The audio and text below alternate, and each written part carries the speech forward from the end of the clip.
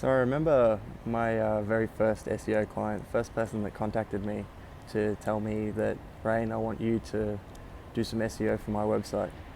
And the biggest challenge that we faced together, the client and I, was that they were pretty much being held ransom by this dodgy development team.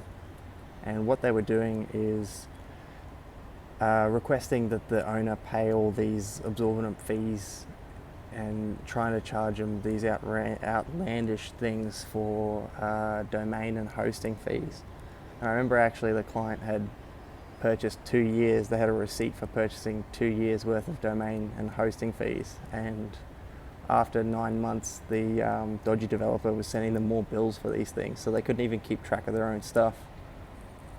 But yeah, it was interesting because after we had worked together for a while and we spent about 2 months trying to acquire all of the information that we needed to complete the work, and I'm sure some of you can relate to having that situation where you've got this person standing in your way and it's a barrier to entry for you to be able to get in and do your own job. It's an incredibly frustrating thing. But the biggest issue, was that we couldn't access all of the client's information, and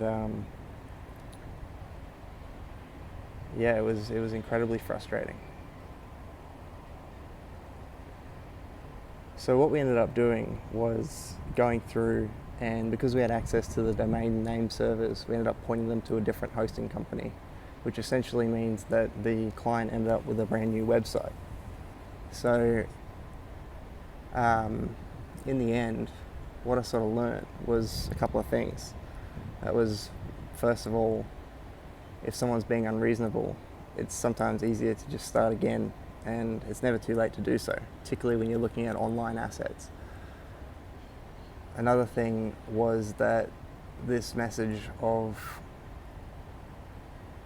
to share with every business owner, and that message is, if you're working with an agency or any kind of marketing company and you're hitting walls when you're asking for information or access to things that are tied to your business, because in Australia you do have a responsibility for what's being done on behalf of your business, as that is your property, and you have a legal liability as well. So anytime that you're running into barriers where people are denying you access to raw data or access to, accounts that have been linked to your property, I'd be very, very much questioning the accuracy of the information these companies are giving you.